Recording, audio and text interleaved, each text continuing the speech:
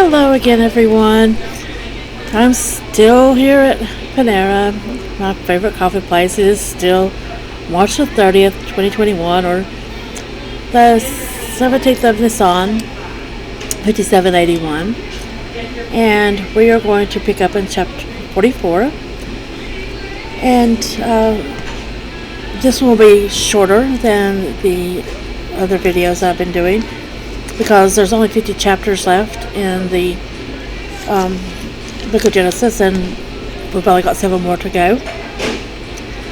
And I could go on longer and go on into Exodus, but because it's going to be a while, be about a week before I can get back into recording again, I don't want to take a chance on forgetting where I was at. So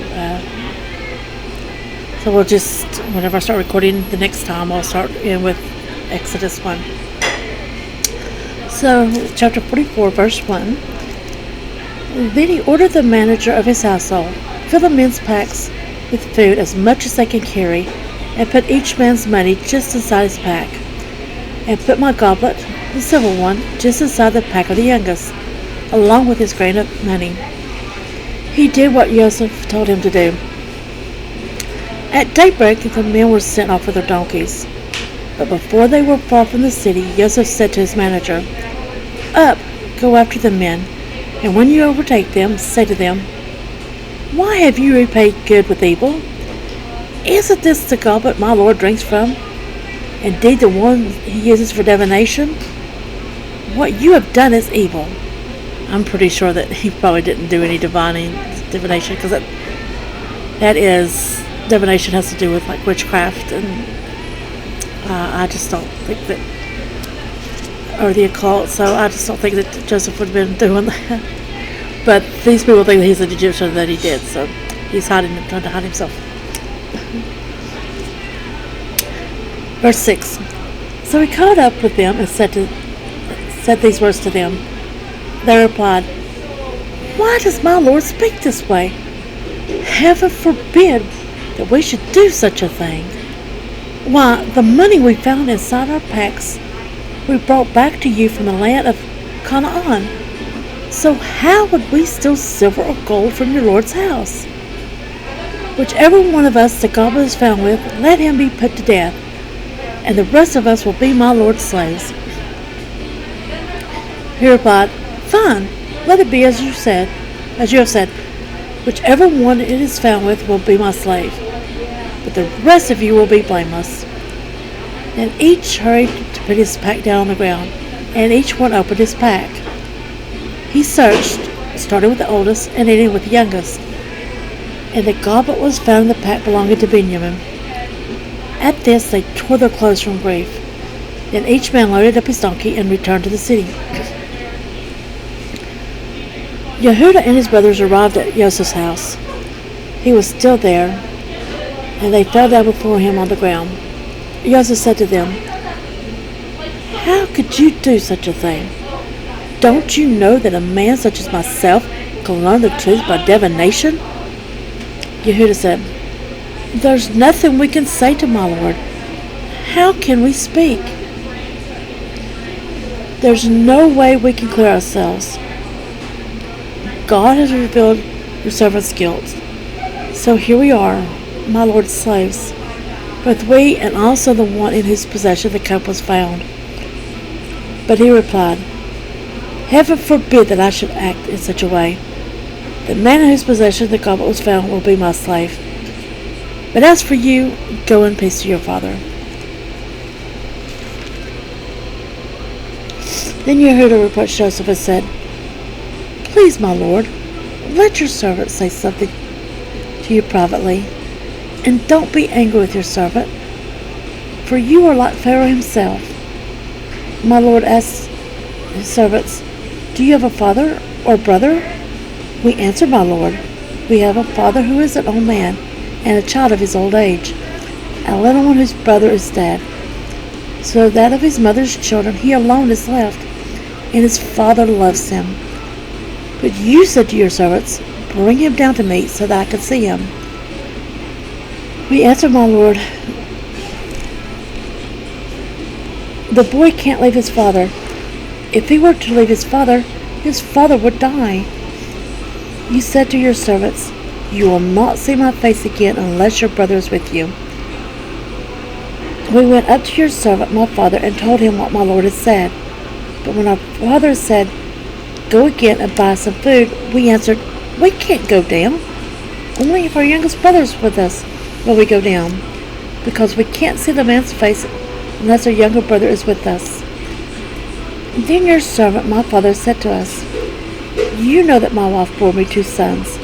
But one went out from me, and I said, Surely he has been torn to pieces.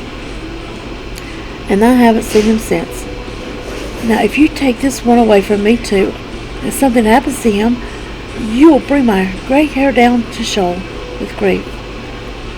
So now if I go to your servant my father, and the boy isn't with us, seeing how his heart is bound up with the boy's heart, when he sees that the boy isn't with us, he will die, and your servants will bring the gray hair of your servant our father down to Sheol with grief. For your servant himself guaranteed his safety. I said, If I fail to bring him to you, then I will bear the blame before my father forever.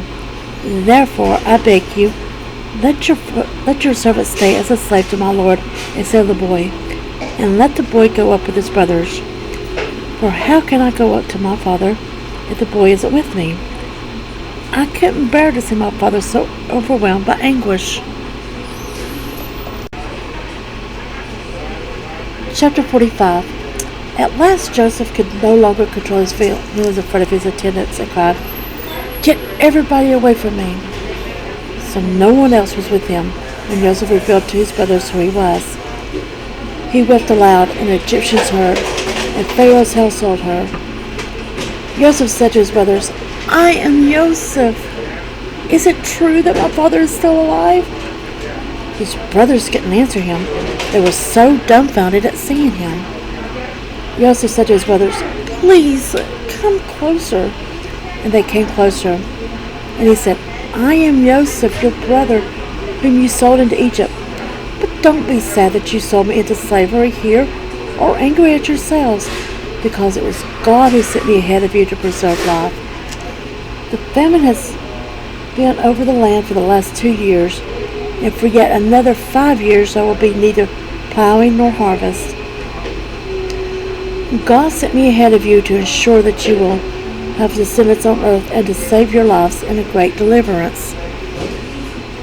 So it was not you who sent me here, but God, and He has made me a father to Pharaoh, lord of all his household, and ruler over the whole land of Egypt. Hurry, go up to my father and tell him, 'Here is what your son Joseph says. God has made me lord of all Egypt. Come down to me. Don't delay. You will live in the land of Goshen and be near me. You, your children, your grandchildren, flocks, herds, everything you own. I will provide for you there so that you won't become poverty-stricken, you, your household, and all that you have, because 5 years of famine are yet to come. Here, your own eyes see, and the eyes of my brother Benjamin, that is my own mouth speaking to you. Tell my father how honored I am in Egypt, and everything you have seen, and quickly bring my father down here." Then he embraced his brother Benjamin and wept, and Benjamin wept on his neck, and he kissed all his brothers and wept on them. After that his brothers talked with him. The report of this reached Pharaoh's house. "Joseph's brothers have come," and Pharaoh and his servants were pleased.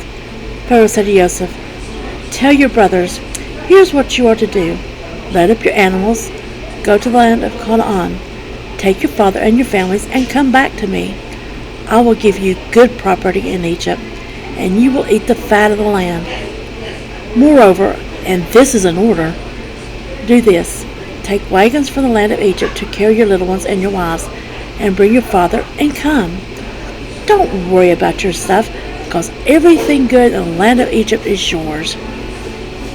The sons of Israel acted accordingly, and Joseph gave them wagons, as Pharaoh had ordered, and gave them provisions for their journey. To each of them he gave a set of new clothes. But to Benjamin he gave 7.5 pounds of silver and 5 sets of new clothes. Likewise, to his father he sent 10 donkeys loaded with the finest goods that Egypt produced, as well as 10 female donkeys loaded with grain, bread, and food for his father to eat on the return journey. Thus he sent his brothers on their way, and they left. He said to them, "Don't quarrel among yourselves while you're traveling." So they went up out of Egypt into the land of Canaan and came to Yaakov their father. They told him, "Joseph is still alive. He is ruler over the whole land of Egypt." He was stunned at the news. He couldn't believe them. So they reported to him everything Joseph had said to them. But it was only when he saw the wagons which Joseph had sent to carry him that the spirit of Yaakov their father began to revive. Israel said, "Enough! My son Joseph is still alive. I must go and see him before I die."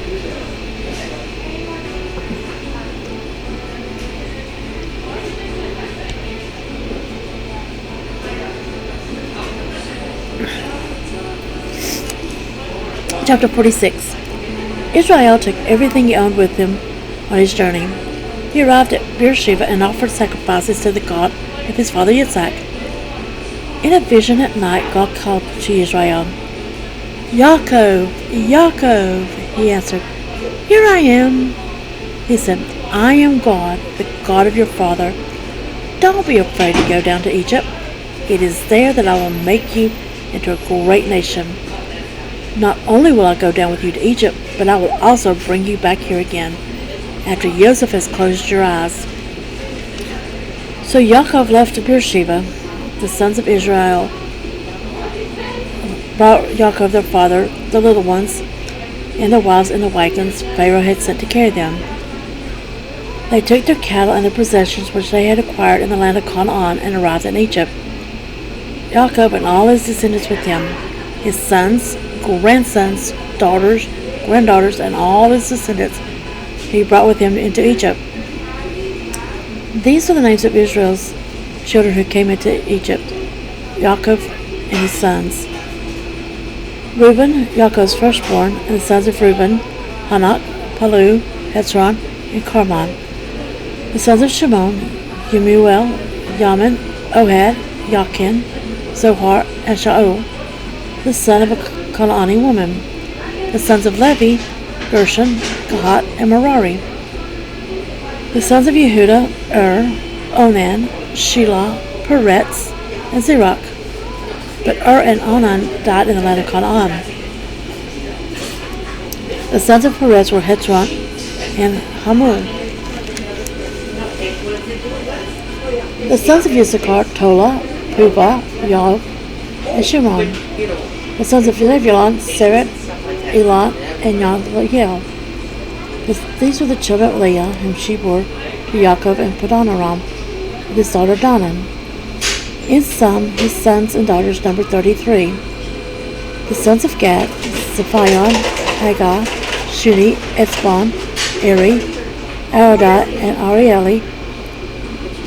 The children of Asher, Yimnah, Yishva, Yishvi, Beriah, and their sister Sirach. The sons of Beriah were Heber and Malchiel.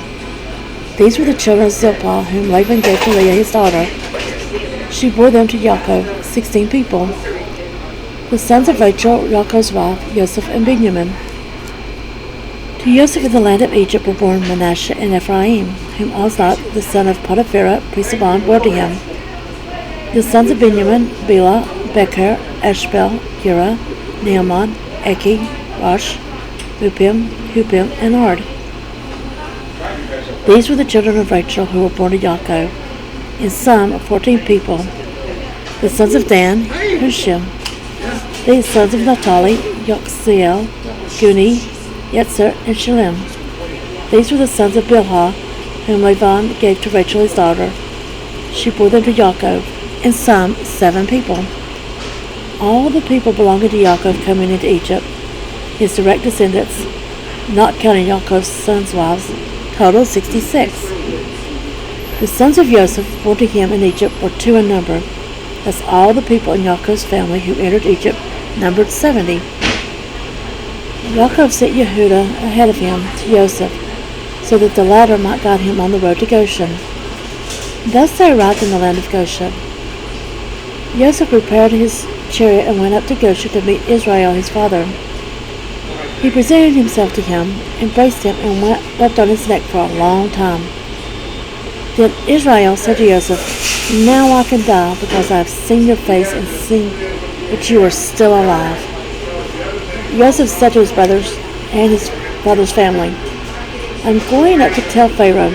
I'll say to him, 'My brothers and my father's family who were in the land of Canaan have come to me. The men are shepherds and keepers of livestock. They have brought their flocks, their herds, and all the possessions. Now when Pharaoh summons you and asks, 'What is your occupation?' tell him, 'Your servants have been keepers of livestock from our youth until now, both we and our ancestors. This will ensure that you will live in the land of Goshen, for any shepherd is abhorrent to the Egyptians.'" So now remember, Joseph's two sons were born, Manasseh and Ephraim, were born the year before the famine started. So at this time, this is 2 years into the famine, so they are 3 years old. Keep that in mind. Chapter 47. Then Joseph went in and told Pharaoh, "My father and brothers have come from the land of Canaan with their flocks, livestock, and all the possessions. Right now they are in the land of Goshen." He took 5 of his brothers and presented them to Pharaoh. Pharaoh said to his brothers, "What is your occupation?" They answered Pharaoh, "Your servants are shepherds, both we and our ancestors," and added, "We have come to live in the land, because in the land of Canaan there is no place to pasture your servants' flocks. The famine is so severe there. Therefore, please let your servants live in the land of Goshen." Pharaoh said to Joseph, "Your father and brothers have come to you, and the land of Egypt lies before you. Have your father and brothers live on the best property in the country. Let them live in the land of Goshen. Moreover, if you know that some of them are particularly competent, put them in charge of my livestock." Joseph then brought in Yaakov his father and presented him to Pharaoh, and Yaakov blessed Pharaoh. Pharaoh asked Yaakov, "How old are you?" And Yaakov replied, "The time of my stay on earth has been 130 years. They have been few and difficult, fewer than the years my ancestors lived." Then Yaakov blessed Pharaoh and left his presence. Joseph found a place for his father and brothers and gave them property in the land of Egypt, in the best region of the country, in the land of Ramses, as Pharaoh had ordered. Joseph provided food for his father, his brothers, and all his father's household, taking full care of even the youngest. And take notice, it says in the land of Ramses. And later on in Exodus, we'll be talking about the land of Ramses. But, so it can't be the same Ramses. I mean, some people are trying to say that, that Ramses was the pharaoh in power, but it's not possible that he was that Ramses, and I'll explain that to you later.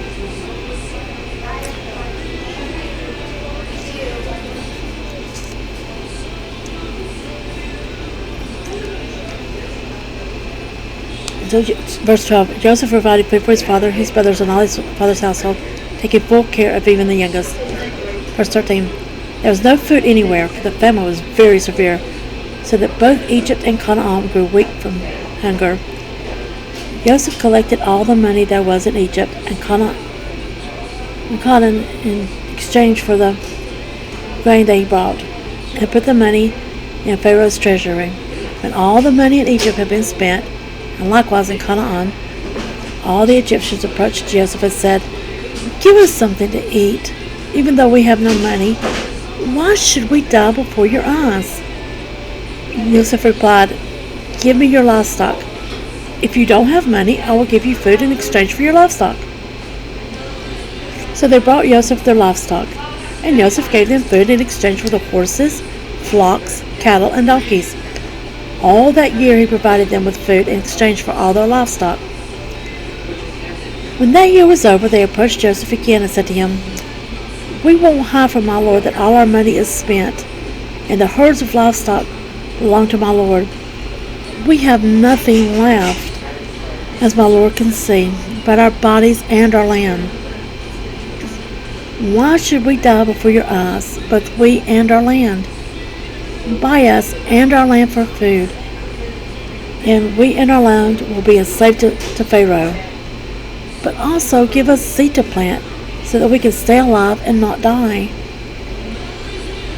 and so that the land won't become barren." So Joseph acquired all the land in Egypt for Pharaoh, as one by one the Egyptians sold their fields, because the famine weighed on them so severely. Thus the land became the property of Pharaoh. As for the people, he reduced them to serfdom city by city, from one end of Egypt's territory to the other. Only the priests' land did he not acquire, because the priests were entitled to provisions from Pharaoh, and they ate from what Pharaoh provided them. Therefore they did not sell their land. Then Joseph said to the people, "As of today I have acquired you and your land from Pharaoh. Here is seed for you to sow the land. When harvest time comes, you are to give 20% to Pharaoh. 80% will be yours to keep for seed to plant in the fields, as well as for your food and for that of your household and your little ones." They replied, "You have saved our lives. So if it pleases my Lord, we will be Pharaoh's slaves." Joseph made it a law for the country of Egypt, valid to this day, that Pharaoh should have 20%. Only the property belonging to the priests did not become Pharaoh's. Israel lived in the land of Egypt 17 years. They acquired possessions in it and were productive, and their numbers multiplied greatly. Yaakov lived in the land of Egypt 17 years. Thus Yaakov lived to be 147 years old.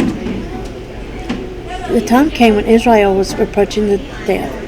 So he called for his son Joseph and said to him, "If you truly love me, please put your hand under my thigh and pledge that, out of consideration for me, you will not bury me in Egypt.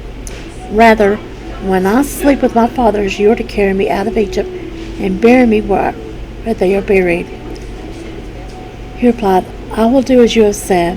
He said, "Swear it to me." And he swore to him.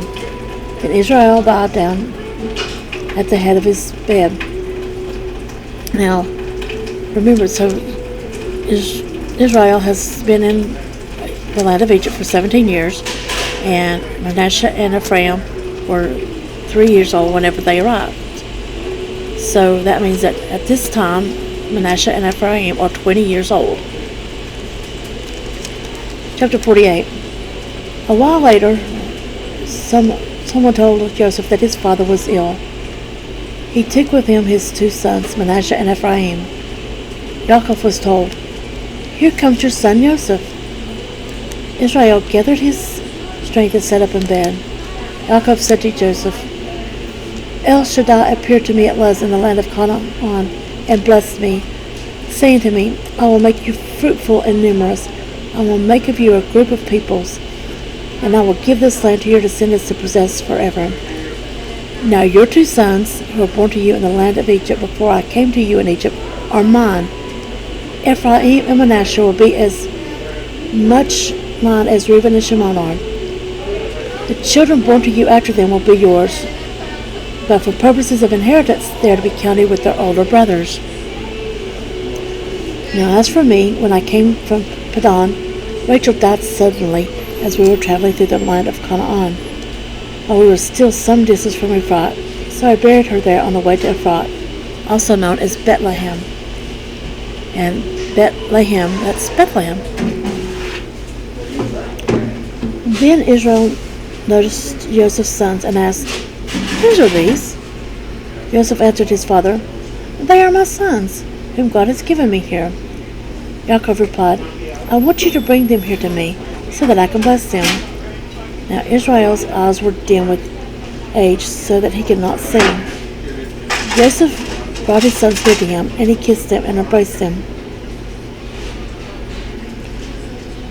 Israel said to Joseph, "I never expected to see even you again, but God has allowed me to see your children too." Joseph brought them out from between his legs and prostrated himself on the ground. That's why I was wanting you to keep track of the ages, because when he's talking about that Joseph brought them from between his legs, we tend to think that Manasseh and Ephraim were little children, but they weren't. So I wonder what this actually means. And I'm sure later on we'll find out. Verse 12, Joseph brought them out from between his legs and prostrated himself on the ground. Then Joseph took them both, Ephraim in his right hand toward Israel's left hand, and Manasseh in his left hand toward Israel's right hand, and brought them near to him. But Israel put out his right hand and laid it on the head of the younger one, Ephraim, and put his left hand on the head of Manasseh. He intentionally crossed his hands, even though Manasseh was the firstborn. Then he blessed Joseph. That God in his presence my fathers Abraham and Isaac lived, that God who has been my own shepherd all my life long to this day, the angel who has rescued me from all harm, bless these boys. May they remember who I am and what I stand for, and likewise my fathers Abraham and Isaac, who they were and what they stood for, and may they grow into teeming multitudes on the earth. When Joseph saw that his father was laying his right hand on Ephraim's head, it displeased him, and he lifted up his father's hand to remove it from Ephraim's head and placed it instead on Manasseh's head. Joseph said to his father, "Don't do it that way, my father, for this one is the firstborn. Put your right hand on his head." But his father refused and said, "I know that, my son. I know it. He too will become a people, and he too will be great. Nevertheless, his younger brother will be greater than he, and his descendants will grow into many nations." Then he added this blessing on them that day.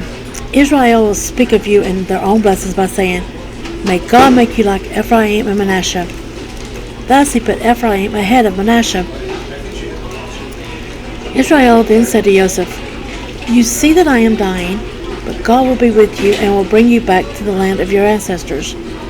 Moreover, I am given to you as Shechem," which means shoulder, ridge, share, or city of Shechem, "more than to your brothers. I captured it from the Emorah with my sword and bow." Chapter 49. Then Yaakov called for his sons and said, "Gather yourselves together, and I will tell you what will happen to you in the Aharit Hayamim, last days.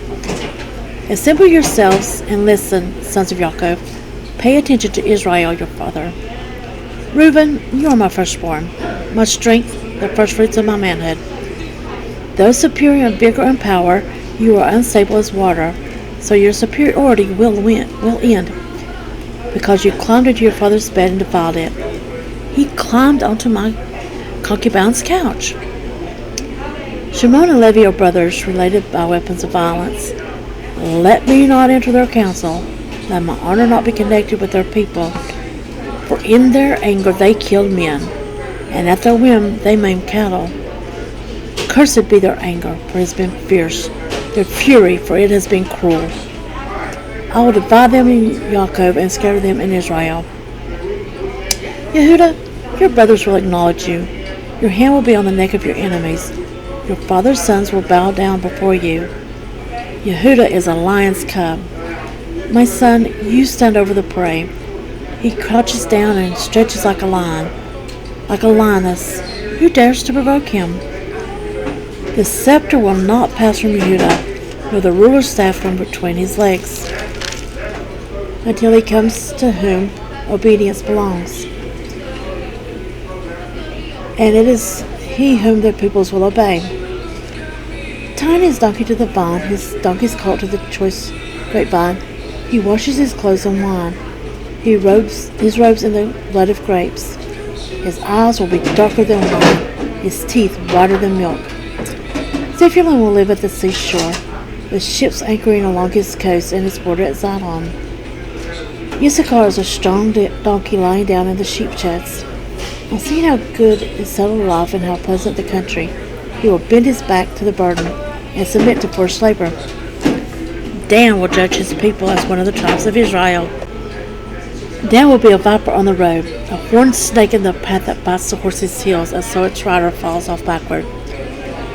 I'll wait for your deliverance, Adonai. Gad, troop. A troop will troop on him, but he will troop on their hill. Asher's food is rich. He'll provide food fit for a king. Naphtali is a doe set free that bears beautiful fawns. Joseph is a fruitful plant by a spring, with branches climbing over the wall. The archers attacked him fiercely, shooting at him and pressing him hard, but his bow remained taut, and his arms were made nimble by the hands of the mighty one of Yaakov. From the shepherd, the son of Israel, by the God of your father, who will help you, by El Shaddai, who will bless you with blessings from heaven above, blessings from the deep lying below, blessings from the breasts and the womb. The blessings of your father are more powerful than the blessings of my parents, extending to the farthest of the everlasting hills.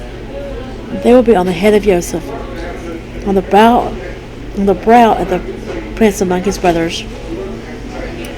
Benjamin is a ravenous wolf, in the morning devouring the prey, in the evening still dividing the spoil. All these are the 12 tribes of Israel, and this is how their father spoke to them and blessed them, giving each his own individual blessing. Then he charged them as follows: I am to be gathered to my people. Bury me with my ancestors in the cave that is in the field of Ephron the Hittite, the cave in the field of Machpelah by Mamre in the land of Canaan, which Abraham bought together with the field from Ephron the Hittite as a burial place belonging to him. There they buried Abraham and his wife Sarah. There they buried Isaac and his wife Rivkah. And there I buried Leah, the field and the cave in it, which was purchased from the sons of Het.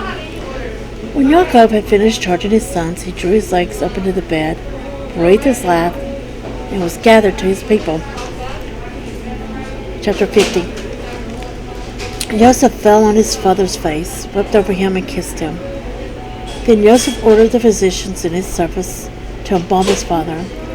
So the physicians embalmed Israel. 40 days were spent at this, the normal amount of time for embalming. Then the Egyptians mourned for him 70 days. When the period of mourning was over, Joseph addressed to the household of Pharaoh, I would like to ask a favor. Tell Pharaoh, my father had me swear an oath. He said, I am going to die. You are to bury me in my grave, which I dug for myself in the land of Canaan. Therefore, I beg you, let me go up and bury my father. I will return. Pharaoh responded, Go up and bury your father, as he made you swear. So Joseph went up to bury his father. With him went all Pharaoh's servants, the leaders of his household, and the leaders of the land of Egypt, along with the entire house of Joseph, his brothers, and his father's household. Only their little ones, their flocks, and their cattle did they leave in the land of Goshen. Moreover, there went up with him both chariots and horsemen. It was a very large caravan. When they arrived at the threshing floor in Atad, beyond the Jordan, they raised a loud and bitter lamentation, mourning for his father 7 days. When the local inhabitants, the Canaanites, saw the mourning on the floor of Atad, they said, How bitterly the Egyptians are mourning. This is why the place was given the name Abel Mitzrayim, mourning of Egypt, there beyond the Jordan. His sons did to him as he had ordered them to do. They carried him into the land of Canaan and buried him in the cave in the field of Machpelah, which Abraham had bought along with the field as a burial place belonging to him, from Ephron the Hittite by Mamre. Then, after burying his father, Joseph returned to Egypt, he, his brothers, and all who had gone up with him to bury his father. Realizing that their father was dead, Joseph's brothers said, Joseph may hate us now and pay us back in full for all the suffering we caused him. So they sent a message to Joseph, which said, Your father gave this order before he died. Say to Joseph, I beg you now, please forgive your brother's crimes and wickedness in doing you harm. So now we beg of you, Forgive the crime of the servants of the God of your father. Joseph wept when they spoke to him, and his brothers too came, prostrated themselves before him, and said, Here, we are your slaves. But Joseph said to them, Don't be afraid. Am I in the place of God? You meant to do me harm, but God meant it for good, so that it would come about as it is today, with many people's lives being saved. So don't be afraid. I will provide for you and your little ones. In this way he comforted them, speaking kindly to them. Joseph continued living in Egypt, he and his father's household. Joseph lived 110 years. Joseph lived to see Ephraim's great-grandchildren, and the children of Manasseh's son Machir were born on Joseph's knees. Joseph said to his brothers, I am dying, but God will surely remember you and bring you up out of this land, to the land which he swore to Abraham, Isaac, and Jacob. Then Joseph took an oath from the sons of Israel. God will surely remember you, and you are to carry my bones up from here. So Joseph died at the age of 110, and they embalmed him and put him in a coffin in Egypt. And that's the end of Genesis. And here's a little note at the end of this chapter. Hazak, Anesi, Hazak. Be strong, and let us be strengthened. So I hope that you've enjoyed this. And like I said, the next time we will be starting in Exodus. And so I ask that you please like, subscribe, and hit the notification bell so you'll be notified of each additional video that I upload. Have a great day, and God bless you all.